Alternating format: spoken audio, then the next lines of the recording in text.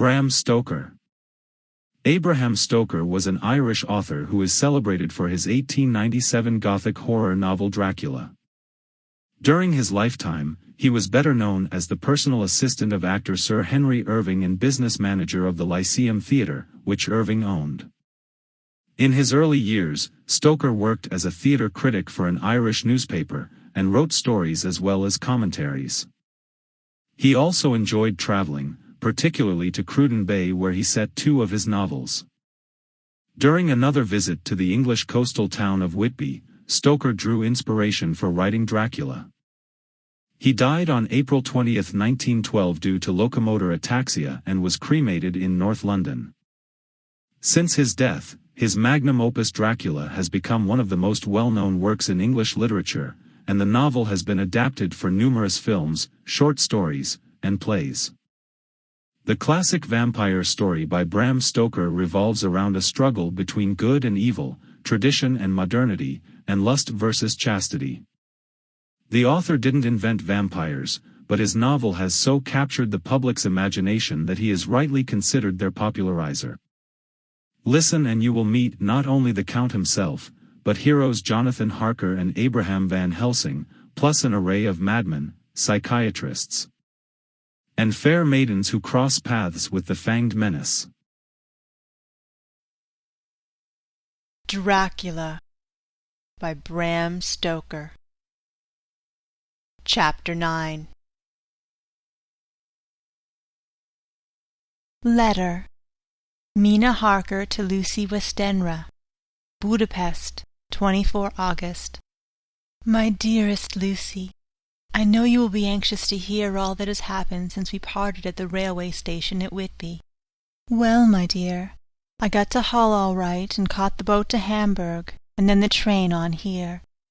I feel that I can hardly recall anything of the journey, except that I knew I was coming to Jonathan, and that as I should have to do some nursing, I had better get all the sleep I could.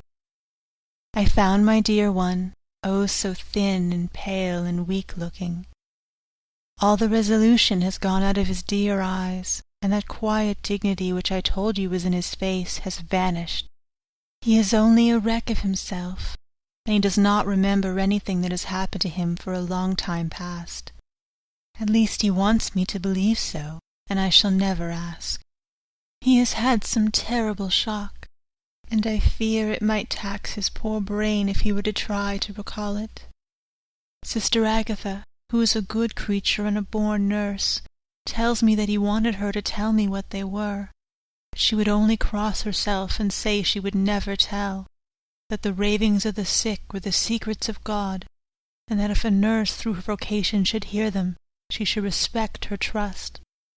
She is a sweet, good soul, and the next day when she saw I was troubled, she opened up the subject my poor dear raved about, added, I can tell you this much, my dear, that it was not about anything which he has done wrong himself, and you, as his wife-to-be, have no cause to be concerned. He has not forgotten you, or what he owes to you. His fear was of great and terrible things which no mortal can treat of. I do believe the dear soul thought I might be jealous lest my poor dear should have fallen in love with any other girl. The idea of my being jealous about Jonathan! And yet, my dear, let me whisper, I felt a thrill of joy through me when I knew that no other woman was cause for trouble. I am now sitting by his bedside, where I can see his face while he sleeps. He is waking. When he woke, he asked me for his coat, as he wanted to get me something from the pocket. I asked Sister Agatha, and she brought all his things. I saw amongst them was his notebook. I was going to ask him to let me look at it, for I knew that I might find some clue to his trouble. But I suppose he must have seen my wish in my eyes, for he sent me over to the window, saying he wanted to be quite alone for a moment. Then he called me back, and he said to me very solemnly, Wilhelmina. I knew then that he was in deadly earnest, for he has never called me by that name since he asked me to marry him. You know, dear, my ideas of the trust between husband and wife. There should be no secret, no concealment. I have had a great shock, and when I try to think of what it is, I feel my head spin round, and I do not know if it was real or the dreaming of the madman. You know I had brain fever, and that is to be mad. The secret is here, and I do not want to know it. I want to take up my life here, with our marriage. For, my dear, we had decided to be married as soon as the formalities are complete. Are you willing, Wilhelmina, to share my ignorance? Here is the book. Take it and keep it. Read it if you will, but never let me know unless, indeed, some solemn duty should come upon me to go back to the bitter hours, asleep or awake, sane or mad, recorded here.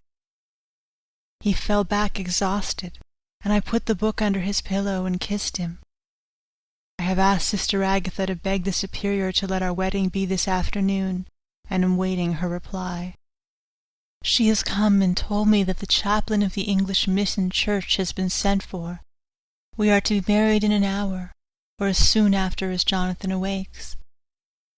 Lucy, the time is come and gone. I feel very solemn, but very, very happy. Jonathan woke a little after the hour, and all was ready, and he sat up in bed, propped up with pillows. He answered his "I will" firmly and strong. I could hardly speak. My heart was so full that even those words seemed to choke me. The dear sisters were so kind. Please God, I shall never, never forget them, nor the grave and sweet responsibilities I have taken upon me. I must tell you of my wedding present, when the chaplain and the sisters had left me alone with my husband. Oh, Lucy, it is the first time I have written the words "my husband." Left me alone with my husband. I took the book from under his pillow and wrapped it up in white paper, and tied it with a little bit of pale blue ribbon which was round my neck, and sealed it over the knot with sealing wax, and for my seal I used my wedding ring. Then I kissed it and showed it to my husband, and told him that I would keep it so, and then it would be an outward and visible sign for us all our lives that we trusted each other, that I would never open it unless it were for his own dear sake or for the sake of some stern duty. Then he took my hand in his, and oh, Lucy, it was the first time he took his wife's hand, and said that it was the dearest thing in all the wide world, and that he would go through all the past again to win it, if need be. The poor dear meant to have said a part of the past, but he cannot think of time yet, and I shall not wonder if at first he mixes up not only the month but the year. Well, my dear, what could I say? I could only tell him that I was the happiest woman in all the wide world, and that I had nothing to give him except myself, my life, and my trust, and that with these went my love and duty for all the days of my life. And, my dear, when he kissed me and drew me to him with his poor weak hands, it was like a solemn pledge between us. Lucy, dear, do you know why I tell you all this? It is not only because it is all sweet to me, but because you have been and are very dear to me. It was my privilege to be your friend and guide you when you came from the schoolroom to prepare for the world of life. I want you to see now, and with the eyes of a very happy wife, whither duty has led me, so that in your own married life you too may be all happy as I am. My dear, please Almighty God, your life may it be all it promises, a long day of sunshine, with no harsh wind, no forgetting duty, no distrust. I must not wish you no pain, for that can never be, but I do hope you will always be as happy as I am now. Good-bye, my dear. I shall post this at once, and perhaps write you very soon again. I must stop, for Jonathan is waking. I must attend my husband. Your ever-loving Mina Harker. Letter. Lucy Westenra to Mina Harker. Whitby, 30 August. My dearest Mina, oceans of love and millions of kisses, and may you soon be in your own home with your husband. I wish you were coming home soon enough to stay with us here. The strong air would soon restore Jonathan. It has quite restored me. I have an appetite like a cormorant. Am full of life and sleep well. You'll be glad to know that I have quite given up walking in my sleep. I think I have not stirred out of my bed for a week. That is when I once get into it at night. Arthur says I am getting fat. By the way, I forgot to tell you that Arthur is here. We have such walks and drives and rides and rowing and tennis and fishing together, and I love him more than ever. He tells me that he loves me more, but I doubt that, for at first he told me that he couldn't love me more than he did then. But this is nonsense. There he is, calling to me, so no more just at present, from your loving Lucy. P.S. Mother sends her love. She seems better, poor dear. P.P.S. We are to be married on 28th September. Dr. Seward's Diary, 20 August. The case of Renfield grows even more interesting. He is now so far quieted that there are spells of cessation from his passion. For the first week after his attack he was perpetually violent. Then one night, just as the moon rose, he grew quiet and kept murmuring to himself, "Now I can wait, now I can wait." The attendant came to tell me, so I ran down at once to have a look at him. He was still in the strait waistcoat and in the padded room, but the suffused look has gone from his face, and his eyes had something of their old pleading. I might almost say cringing softness. I was satisfied with his present condition, and directed him to be relieved. The attendants hesitated, but finally carried out my wishes without protest. It was a strange thing that the patient had humour enough to see their distrust, for, coming close to me, he said in a whisper, all the while looking furtively at them, "They think I could hurt you. Fancy me hurting you. The fools!" It was soothing somehow to the feelings to find myself disassociated even in the mind of this poor madman from the others, but all the same I could not follow his thought. Am I to take it that I have anything in common with him, so that we are, as it were, to stand together? Or has he to gain from me some good so stupendous that my well-being is needful to him? I must find out later on. To-night he will not speak. Even the offer of a kitten or even a full-grown cat will not tempt him. He will only say, "I don't take any stock in cats. I have more to think of now, and I can wait, I can wait." After a while I left him. The attendant tells me that he was quiet until just before dawn, and that then he began to get uneasy, and at length violent, until at last he fell into a paroxysm which exhausted him so that he swooned into a sort of coma. 3 nights has the same thing happened, violent all day, then quiet from moonrise to sunrise. I wish I could get some clue to the cause. It would almost seem as if there was some influence which came and went. Happy thought. We shall tonight play sane wits against mad ones. He escaped before without our help. Tonight he shall escape with it. We shall give him a chance and have the men ready to follow in case they are required. 23rd August. The expected always happens. How well Disraeli knew life! Our bird, when he found the cage open, would not fly, so all our subtle arrangements were for naught. At any rate, we have proved one thing, that the spells of quietness last a reasonable time. We shall in future be able to ease his bonds for a few hours each day. I have given orders to the night attendant merely to shut him in the padded room when once he is quiet, until the hour before sunrise. The poor soul's body will enjoy the relief, even if his mind cannot appreciate it. Hark! The unexpected again! I am called. Patient has once more escaped. Later.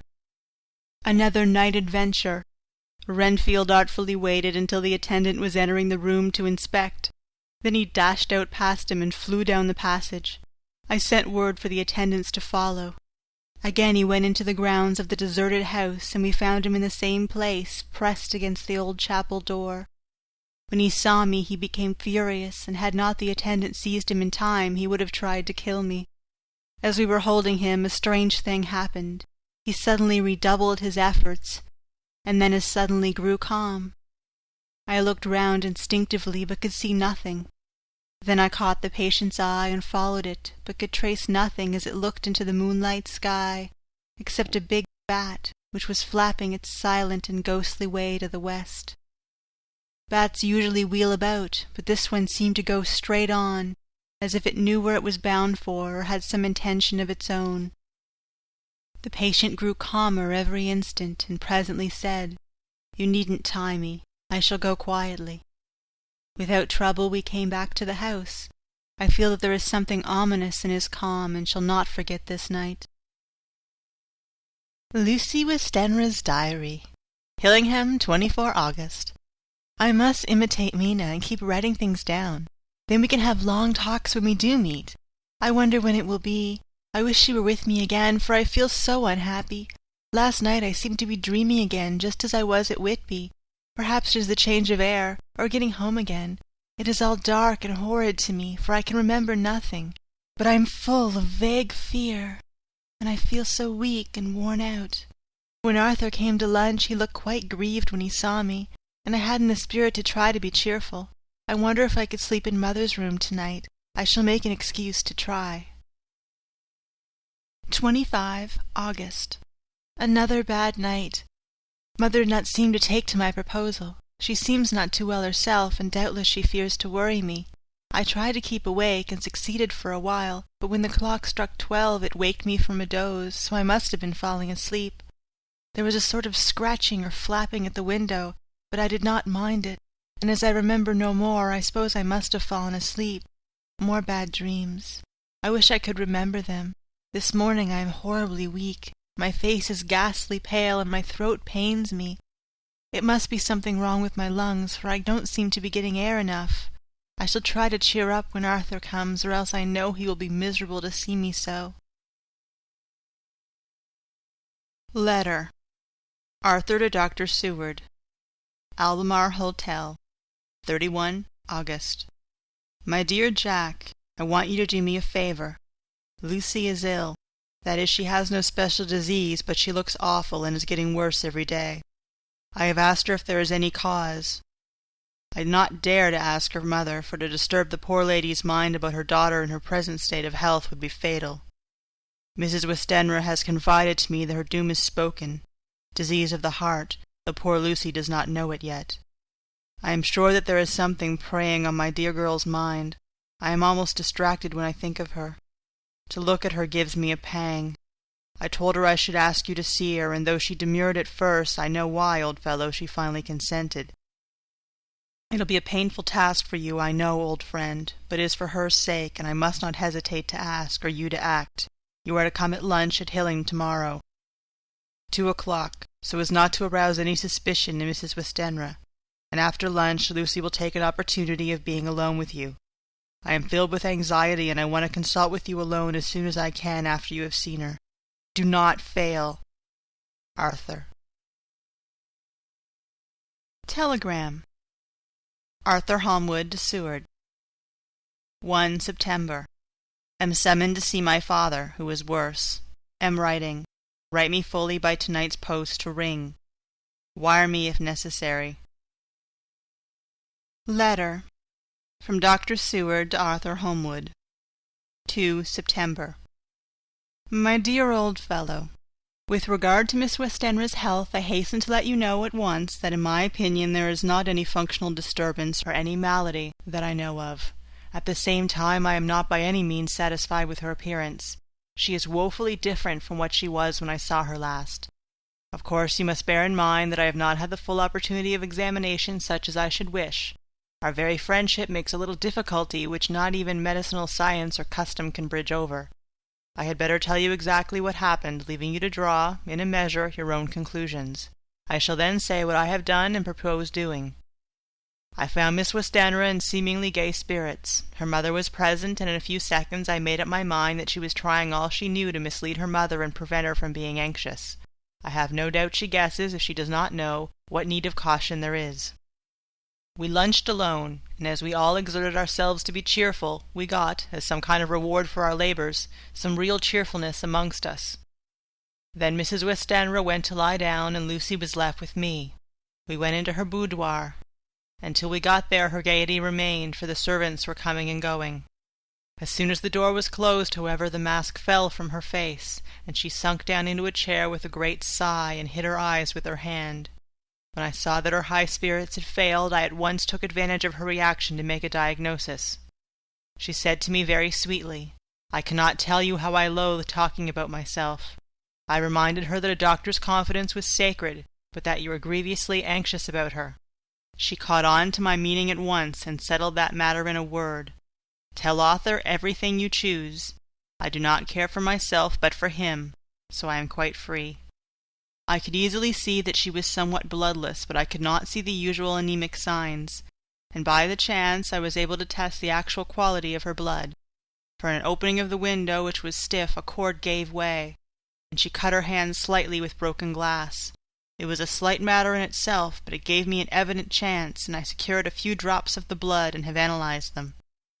The qualitative analysis gave a quite normal condition, and shows I should infer in itself a vigorous state of health.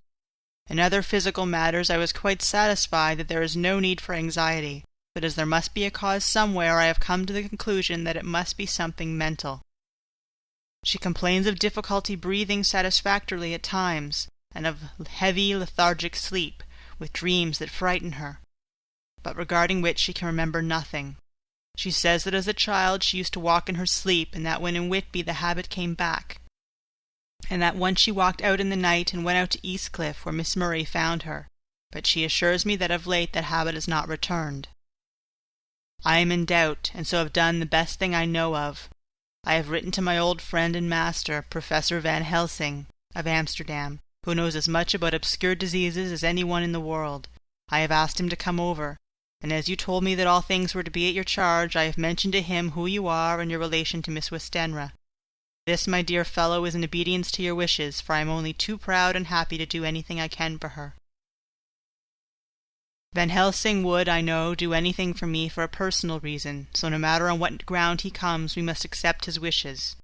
He is a seemingly arbitrary man. This is because he knows what he is talking about better than anyone else. He is a philosopher and a metaphysician, and one of the most advanced scientists of his day, and he has, I believe, an absolutely open mind. This, with an iron nerve, a temper of the ice brook, an indomitable resolution, self-command, and toleration, exalted from virtues to blessings, and the kindliest and truest heart that beats. These from his equipment for the noble work that he is doing for mankind, work both in theory and practice, for his views are as wide as his all-embracing sympathy. I tell you these facts that you may know why I have such confidence in him. I have asked him to come at once. I shall see Miss Westenra tomorrow again. She is to meet me at the stores, so that I may not alarm her mother by too early a repetition of my call. Yours, always, John Seward. Letter. Abraham Van Helsing, M.D., D.Ph., D.Lit., etc., etc., to Dr. Seward. 2 September. My good friend, when I received your letter I am already coming to you. By good fortune I can leave just as once, without wrong to any of those who have trusted me. Were fortune other, then it were bad for those who have trusted, for I come to my friend when he call me to aid those he holds dear. Tell your friend that when time you sucked from my wound so swiftly the poison of the gangrene from that knife that our other friend, too nervous, let slip, you did more for him when he wants my aids, and you call for them, than all his great fortune could do. But it is pleasure added to do for him, your friend, it is you that I come. Have near at hand, and please it so arrange that we see the young lady not too late on tomorrow, for it is likely that I may have to return here that night. But if need be I shall come again in 3 days, and stay longer if it must. Till then, good-bye, my friend John. Van Helsing. Letter. Dr. Seward to Honourable Arthur Holmwood. 3rd September. My dear Art, Van Helsing is come and gone. He came on with me to Hillingham, and found that by Lucy's discretion her mother was lunching out, so that we were alone with her. Van Helsing made a very careful examination of the patient. He is to report to me, and I shall advise you, for of course I was not present all the time. He is, I fear, much concerned, but says he must think. When I told him of our friendship and how you trust me in the matter, he said, "You must tell him all you think. Tell him what I think, if you can guess it, if you will. Nay, I am not jesting. There is no jest but life and death, perhaps more." I asked what he meant by that, for he was very serious. This was when we had come back to town, and he was having a cup of tea before starting on his return to Amsterdam. He would not give me any further clue. You must not be angry with me, Art, because his very reticence means that all his brains are working for her good. He will speak plainly enough when the time comes, be sure. So I told him I would simply write an account of our visit, just as if I were doing a descriptive special article for the Daily Telegraph. He seemed not to notice, but remarked that the smuts of London were not quite so bad as they used to be when he was a student here. I am to get his report tomorrow if he can possibly make it. In any case, I am to have a letter. Well, as to the visit, Lucy was more cheerful than on the day I first saw her, and certainly looked better. She had lost something of the ghastly look that so upset you, and her breathing was normal.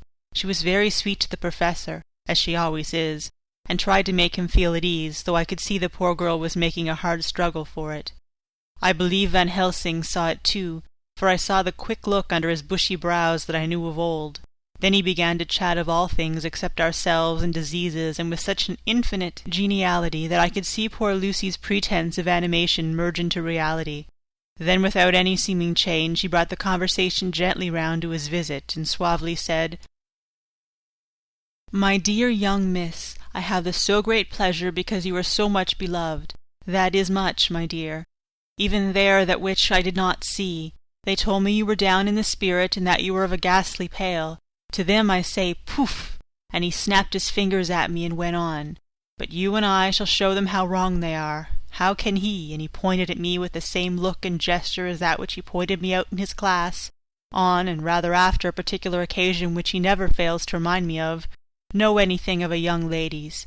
He had his madmen to play with, and to bring them back to happiness, and to those that love them. It is much to do, and oh, but there are rewards in that we can bestow such happiness. But the young ladies, he has no wife nor daughter, and the young do not tell themselves to the young, but to the old, like me, who have known so many sorrows and the causes of them. So, my dear, we will send him away to smoke the cigarette in the garden, whiles you and I have a little talk all to ourselves." I took the hint and strolled about, and presently the professor came to the window and called me in. He looked grave, but said, "I have made careful examination, but there is no functional cause. With you I agree that there has been much blood lost. It has been, but is not. But the conditions of her are in no way anemic. I have asked her to send me her maid, that I may ask just 1 or 2 questions, that so I may not chance to miss nothing. I know well what she will say, and yet there is cause. There is always cause for everything. I must go back home and think. You must send me the telegram every day, and if there is nothing because I shall come again. The disease, for not to be well is the disease, interests me, and the sweet, young dear, she interests me too. She charmed me, and for her? It is not for you or disease I come." As I tell you, he would not say a word more, even when we were alone, and so now, Art, you know all I know. I shall keep stern watch. I trust your poor father is rallying. It must be a terrible thing to you, my dear fellow, to be placed in such a position between 2 people who are both so dear to you. I know your idea of duty to your father, and you are right to stick to it.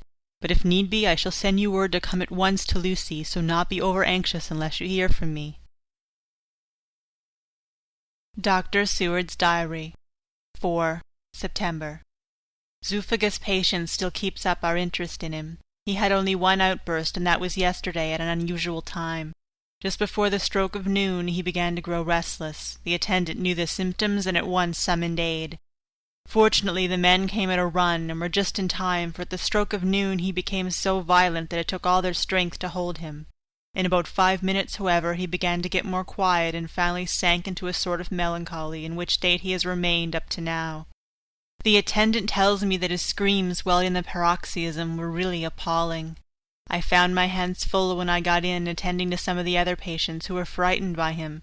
Indeed, I can quite understand the effect, for the sounds disturbed even me, though I was some distance away. It is now after the dinner hour of the asylum, and as yet my patient sits in a corner brooding, with a dull, sullen, woe-begone look in his face, which seems rather to indicate than to show something directly. I cannot quite understand it. Later. Another change in my patient. At 5 o'clock I looked in on him and found him seemingly as happy and contented as he used to be.